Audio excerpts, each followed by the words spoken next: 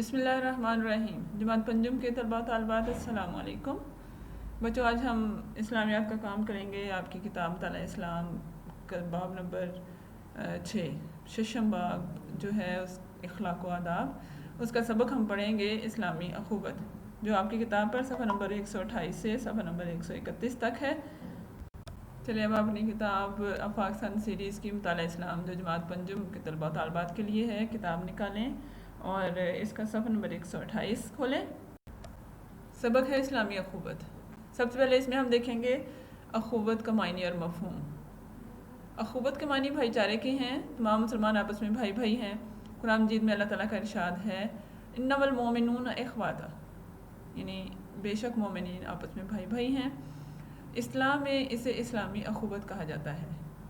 اب ہم دیکھتے ہیں کہ اسلام میں اخوت کا تصور جو ہے، تصور اخوت کیا ہے۔ دنیا کے تمام انسانوں کے نام اسلام کا پیغام یہ ہے کہ تمام انسان ایک ماں باپ کی اولاد ہیں۔ اس وقت دنیا میں جتنے بھی انسان ہیں وہ سب آدم علیہ السلام اور اماں حوا کی اولاد ہیں، اس لیے انسانوں میں رنگ، نسل، وطن اور قومیت کی بنیاد پر تقسیم درست نہیں ہے۔ البتہ اسلام عقیدے اور نظریے کی بنیاد پر تمام انسانوں کو دو گروہوں میں تقسیم کرتا ہے۔ کلمہ طیبہ کا اقرار کرنے والے تمام لوگ ایک گروہ ہیں، خواہ وہ دنیا کے کسی کونے میں رہتے ہوں اور ان کا تعلق کسی بھی قوم، برادری، نسل اور علاقے سے ہو۔ جو شخص بھی کلمہ طیبہ کا اقرار کر لیتا ہے وہ اسلامی برادری کا حصہ بن جاتا ہے۔ جو لوگ اس کلمے کا انکار کرتے ہیں وہ دوسرے گروہ میں شمار ہوتے ہیں، خواہ وہ کلمے کا اقرار کرنے والوں کے قریبی رشتہ دار ہی ہوں۔ یہی وجہ ہے کہ اگر بیٹا مسلمان ہو اور باپ کافر تو بیٹا اپنے حقیقی باپ کا بھی وارث نہیں بن سکتا، اور اگر بیٹا کافر ہو اور باپ مسلمان تو باپ بھی بیٹے کا وارث نہیں بن سکتا۔ اب دیکھتے ہیں کہ اسلامی اخوت میں بہترین مثال کون سی ہے۔ یہ ہجرت مدینہ کے وقت جو اسلامی اخوت کا رشتہ قائم ہوا تھا اس کی مثال دی ہوئی ہے۔ نبی اکرم صلی اللہ علیہ وسلم جب مدینہ منورہ تشریف لائے تو آپ نے اہل ایمان کے درمیان عملی طور پر اخوت کا رشتہ قائم فرمایا۔ مکہ مکرمہ سے ہجرت کر کے آنے والے مسلمان بالکل خالی ہاتھ تھے۔ جب آپ نے مہاجرین اور انصار کے درمیان مواخات قائم فرمائی تو انصار نے اپنے مہاجر بھائیوں کو اپنے گھر، زمینیں، مال و دولت سب خوشی خوشی پیش کر دیے اور دل میں کوئی تنگی محسوس نہ کی۔ یہ اسلامی اخوت کی ایسی شاندار مثال ہے جو دنیا کے تمام مسلمانوں کے لیے نمونہ ہے۔ دراصل یہ انصار اور مہاجرین کے درمیان کلمے کا رشتہ تھا جس کے باعث یہ سب کچھ ممکن ہوا۔ اسلام سے قبل عرب ایک دوسرے کے خون کے پیاسے تھے، کسی کی مال و جان اور عزت محفوظ نہیں تھی۔ اسلام نے ان کو رشتہ اخوت میں کے ذریعے باہم شیر و شکر کر دیا۔ اب یہ ایک دوسرے کے محافظ تھے۔ ان کے درمیان سب سے مضبوط رشتہ ایمان کا تھا، باقی تمام رشتے اس کے تحت تھے۔ حضرت سلمان فارسی رضی اللہ تعالیٰ عنہ ایران کے رہنے والے تھے۔ حضرت بلال رضی اللہ تعالیٰ عنہ حبشہ سے تعلق رکھتے تھے۔ حضرت زید بن حارثہ رضی اللہ تعالیٰ عنہ نبی اکرم صلی اللہ علیہ وسلم کے آزاد کردہ غلام تھے، مگر یہ سب نئے معاشرے کے معزز ترین لوگوں میں شمار ہوتے تھے۔ نبی اکرم صلی اللہ علیہ وسلم نے ان کے اندر اخوت کی حقیقی روح پھونک دی تھی۔ آپ صلی اللہ علیہ وسلم نے فرمایا کونوا عباد اللہ اخوانا، ترجمہ اللہ کے بندو بھائی بھائی بن جاؤ۔ آپ صلی اللہ علیہ وسلم نے فرمایا المسلم اخو المسلم لا یظلم لا یسلم، مسلمان مسلمان کا بھائی ہے، وہ نہ اس پر ظلم کرتا ہے اور نہ اسے ظلم کے حوالے کرتا ہے۔ اسلامی عبادات میں اس رشتہ اخوت کو مزید مضبوط کرتی ہیں۔ نماز باجماعت میں ہر روز مسلمان 5 مرتبہ میں جمع ہوتے ہیں۔ حج کے موقع پر پوری دنیا سے ہر رنگ اور نسل کے لوگ ایک ہی طریقے پر مناسک حج ادا کرتے ہیں، ایک ہی لباس پہنتے ہیں، ایک نعرہ بلند کرتے ہیں، ایک گھر کے گرد دیوانہ وار چکر لگاتے ہیں۔ اسلامی اخوت کا تقاضا ہے کہ ایک مسلمان دوسرے مسلمان کی جان، مال و عزت و آبرو کی حفاظت کرے۔ اب جو اپنے لیے پسند کرے وہی اپنے مسلمان بھائی کے لیے پسند کرے۔ آپ صلی اللہ علیہ وسلم نے فرمایا لا یؤمن احدکم حتی یحب لأخیہ ما یحب لنفسہ، تم میں کوئی اس وقت تک مومن نہیں ہو سکتا جب تک وہ اپنے بھائی کے لیے وہی پسند نہ کرے جو اپنے لیے پسند کرتا ہے۔ ایک دوسری حدیث میں ارشاد ہے کہ ایک مومن دوسرے مومن کے لیے ایک عمارت کی طرح ہے جس کا ایک حصہ دوسرے حصے کو مضبوط بناتا ہے۔ جب تک مسلمانوں میں اخوت کا یہ تعلق باقی تھا مسلمان دنیا میں باعزت تھے، دنیا پر ان کی حکمرانی تھی۔ جو ہی اخوت کا رشتہ کمزور ہوا اور ہر کسی کو اپنی فکر پڑ گئی تو ان کا روب و دبدبا بھی جاتا رہا۔ اگر مسلمان آج بھی اپنی اصل کی طرف واپس آ جائیں اور اسلام کی بنیاد پر ایک دوسرے کے ساتھ تعلق جوڑیں تو مسلمان ہی زمین کے اصل وارث ہوں گے، پوری دنیا میں کوئی ان کا مقابلہ نہ کر سکے گا۔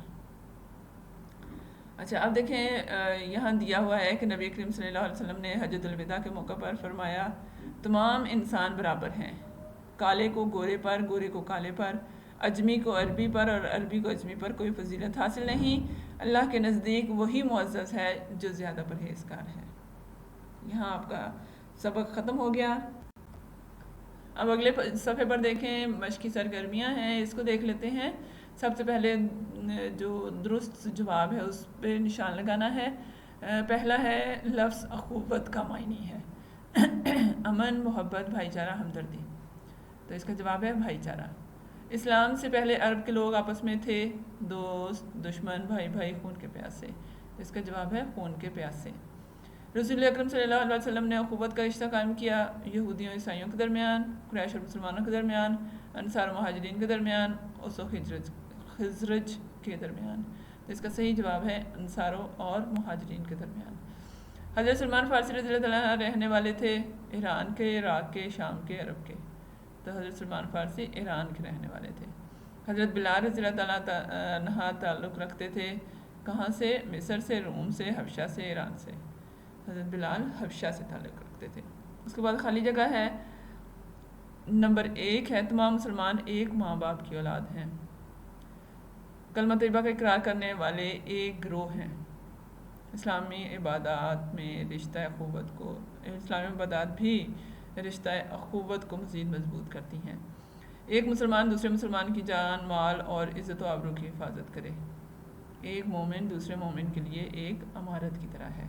یہ تو مشقی سرگرمی تھی، اب آپ اپنی کاپیز نکالیں اور اس پہ اس کے سوالات جوابات لکھتے ہیں۔ چلیں اب اپنی کاپیز نکالیں، اس پہ صفحہ تیار کر لیں، حاشیہ لگا لیں، اوپر تاریخ اور دن لکھ لیں، جماعت کا کام لکھیں۔ سبق نمبر ہے 13 اسلامی اخوت۔ پہلے ہم اس کے مختصر سوالات جوابات کریں گے، اس کے بعد تفصیلی کریں گے۔ مختصر سوالات جوابات میں سب سے پہلا سوال ہے اخوت کے بارے میں قرآن آیت کا ترجمہ لکھیں۔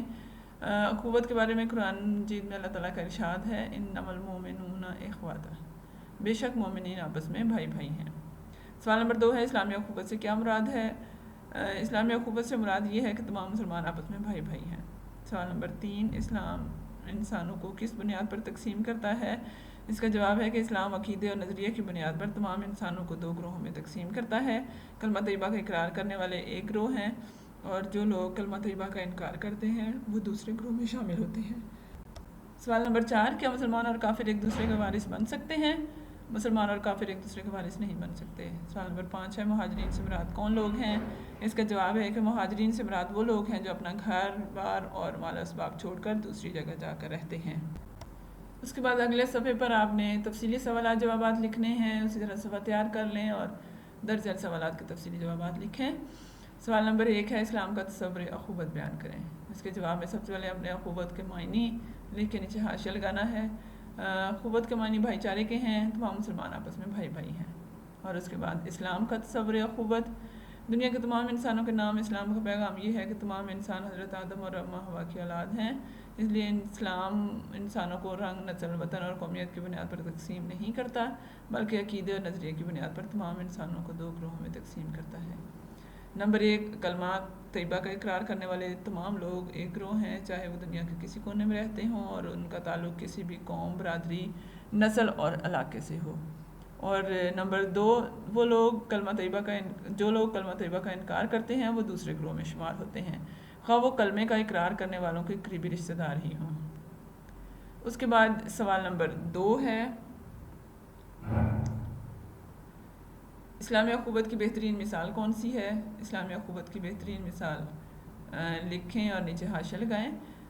اس میں ہم نے جو ہجرت مدینہ والی مثال تھی وہ لکھنی ہے۔